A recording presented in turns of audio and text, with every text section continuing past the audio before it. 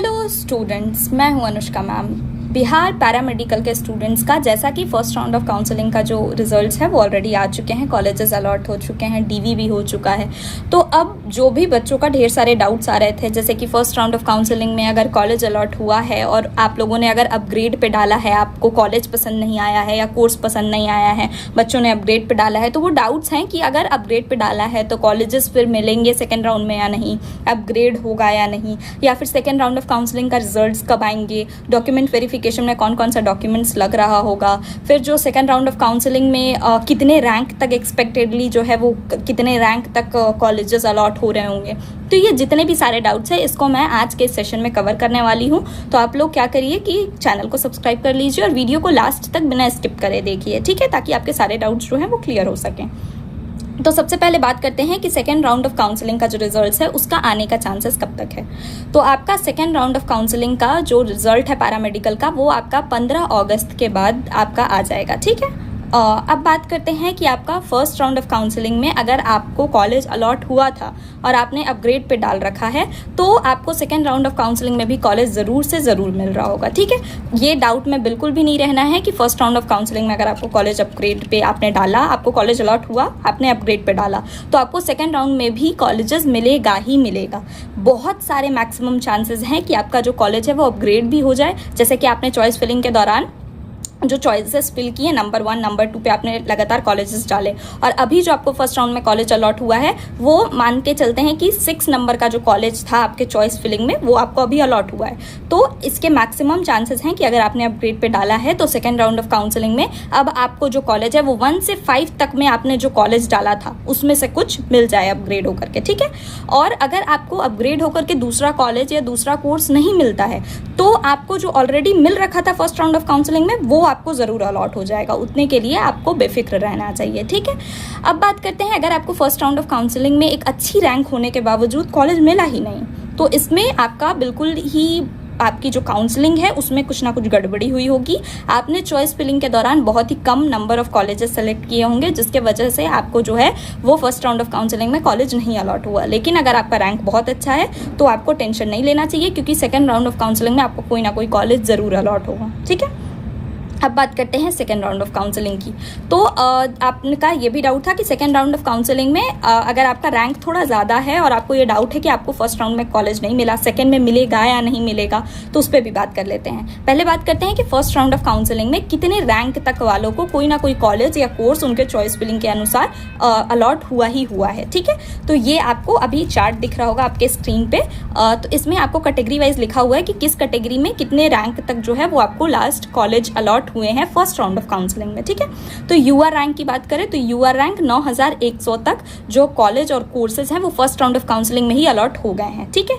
BC rank, ये category rank यहाँ पे बात हो रही है, और इसमें आपको ओपन का कैटेगरी रैंक देखना है। इसमें कुछ भी वुमेन्स रैंक से रिलेटेड नहीं है, आपको इन सभी में ओपन रैंक को देखना है। तो अगर बीसी का ओपन रैंक, बीसी से कैटेगरी रैंक अगर ओपन में आपका 6400 तक जो जिन बच्चों का था उन्हें already first round of counselling में कॉलेज अलॉट हो गया है, ठीक है। ईबीसी कैटेगरी की बात करें तो 4500 तक जिनका रैंक था उनको जो है वो कॉलेज अलॉट हो चुका है already first round of counselling में।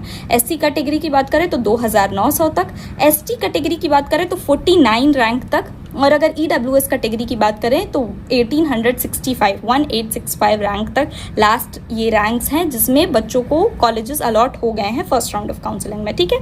तो अब जैसा कि ये फर्स्ट राउंड ऑफ काउंसलिंग की बात हो गई, तो अब आप लोगों का डाउट होगा कि सेकेंड राउंड ऑफ काउंसलिंग में जो है वो कॉलेज अलॉट कितने रैंक तक होगा, ठीक है। तो अब आपको जो स्क्रीन पे लिस्ट दिख रहा होगा उसके अकॉर्डिंग ये भी सारे वुमेन्स रैंक के अकॉर्डिंग बिल्कुल नहीं है, ये सारे के सारे ओपन रैंक के अकॉर्डिंग है। आपको वुमेन्स रैंक नहीं, आपको अपने ओपन रैंक से इन रैंक्स को मैच करना है। अगर आपका जो रैंक है ओपन रैंक से वो इतने के अप्रॉक्स में है, इतने का अंदर अंदर में आपका रैंक है, तो आपको टेंशन नहीं लेना है। अगर आपको फर्स्ट राउंड ऑफ काउंसलिंग में कॉलेज अलॉट नहीं हुआ था तो इसके बहुत सारे चांसेस हैं कि आपको सेकेंड राउंड में कॉलेज अलॉट हो ही जाएगा, ठीक है। तो इसमें यूआर रैंक की बात करें तो 13,000 तक, अगर बीसी कैटेगरी की ओपन रैंक की बात करें तो 7,800 तक, ईबीसी कैटेगरी की 6,500 तक, एससी कैटेगरी की 3,600 तक, ST कैटेगरी रैंक की अगर बात करें तो 61 और EWS की बात करें, EWS कैटेगरी रैंक में 2400 तक। अगर आपके रैंक्स जो हैं वो इतने के अंदर आते हैं तो आपको टेंशन लेने की ज़रूरत नहीं है। अगर आपको फर्स्ट राउंड ऑफ काउंसलिंग में कॉलेज अलॉट नहीं हुआ है और अगर आपने अपना काउंसलिंग ठीक से किया है, सही किया है, तो आपको सेकेंड राउंड ऑफ काउंसलिंग में आपका कॉलेज या कोर्स अलॉट हो जाएगा। आपको टेंशन लेने की ज़रूरत नहीं है, ठीक है। आपको मैंने अपग्रेडेशन का बता दिया, आपको मैंने आपका डेट्स एक्सपेक्टेड बता दिया, आपको मैंने आपके कट ऑफ्स भी बता दिए। अब बात करते हैं कि आपका जो document verification, second round of counselling के लिए आपका जो डॉक्यूमेंट वेरिफिकेशन होगा उसमें आपको कौन कौन से डॉक्यूमेंट्स जो हैं वो चाह रहे होंगे, ठीक है। तो अब हम लोग डॉक्यूमेंट्स की बात कर लेते हैं। तो डॉक्यूमेंट्स में आपको क्या क्या चाहिए होगा, तो डॉक्यूमेंट्स में आपको आपके सर्टिफिकेट सबसे पहले चाहिए होंगे। ये सारी चीज़ें आपको बनवा करके ऑलरेडी रख लेनी है, ठीक है। तो इसमें क्या क्या आते हैं, तो आपका 10th का 12th का जो सर्टिफिकेट्स हैं, मार्कशीट्स हैं, वो सारी चीज़ें आपको चाहिए। आपको आपका ट्रांसफर सर्टिफिकेट, आप पिछला जो भी कोर्स में थे उस कोर्स से, उस कॉलेज से, जिस भी स्कूल या कॉलेज में आप पढ़ रहे थे वहाँ से आपका ट्रांसफर सर्टिफिकेट, कैरेक्टर सर्टिफिकेट, आपका माइग्रेशन जो भी है, और इसके अलावा आपका जो आपको जो मिला था वो पेपर्स, जो बुकलेट आपको निकालने को बोला गया था, वो आपका जो फॉर्म चेक स्लिप था तो वो आपके पास होना चाहिए। उसके अलावा आपका जो बायोमेट्रिक स्लिप था उसका फोटोकॉपी होना चाहिए, आपका रैंक कार्ड का ज़ेरॉक्स होना चाहिए। इसके अलावा आपके जो जो डॉक्यूमेंट्स, जैसे कि आपका जो कैटेगरी सर्टिफिकेट आता है, अगर आप EWS से हैं तो आपको EWS सर्टिफिकेट जो आता है, साथ ही साथ आपका डोमिसाइल सर्टिफिकेट, आप जिस भी कैटेगरी से हैं उस कैटेगरी का आपका कास्ट सर्टिफिकेट, अगर आप PWD कैटेगरी से हैं तो आपका PWD का जो सर्टिफिकेट आता है, आपका PWD कोटा का जो सर्टिफिकेट आता है, वो सारी चीज़ें आपको चाहिए होगी डॉक्यूमेंट वेरिफिकेशन के दौरान। तो ये सारी चीज़ें आपको पहले से बनवा करके रख लेनी चाहिए ताकि आपको डॉक्यूमेंट वेरिफिकेशन में ये सारी चीज़ें यूज़ हो सके, ठीक है। अब बात करते हैं आपका, ये तो हो गया डॉक्यूमेंट वेरिफिकेशन में आपको क्या क्या ऐसे डॉक्यूमेंट्स चाहिए होंगे, वो सारे मैंने आपको बता दिए। आपके सेकंड राउंड ऑफ काउंसलिंग में अगर आपका रैंक इतना तक है तो आप लोग बिल्कुल एक्सपेक्ट कर सकते हैं कि आपको जो कॉलेजेस है वो सेकंड राउंड ऑफ काउंसलिंग में अलॉट हो ही जाएगा, अगर फर्स्ट में अभी तक नहीं हुआ है तो, ठीक है। अगर आपका रैंक बहुत अच्छा है तो भी आपको सेकंड राउंड ऑफ काउंसलिंग में कॉलेज अलॉट हो जाएगा। और अगर आपने फर्स्ट राउंड वाले में अगर अपग्रेड पे डाल रखा है तो सेकंड राउंड ऑफ काउंसलिंग में मैक्सिमम चांसेस हैं कि आपको अपग्रेड होकर के ही कॉलेज मिलेगा। और अगर अपग्रेड होकर के नहीं मिलता है तो आपको जो college first round of counselling में मिल रखा था वो आपको सेकंड राउंड में भी ज़रूर से ज़रूर अलॉट हो जाएगा, ठीक है। तो आज के इस वीडियो में मैंने आपके सारे डाउट्स को ऑलमोस्ट कवर करने का कोशिश किया है। अगर आपको ये वीडियो अच्छा लगता है तो वीडियो को लाइक करना और चैनल को सब्सक्राइब करना बिल्कुल भी मत भूलिएगा। राठौर स्टडी पॉइंट चैनल को सब्सक्राइब कर लीजिएगा। Thank you so much.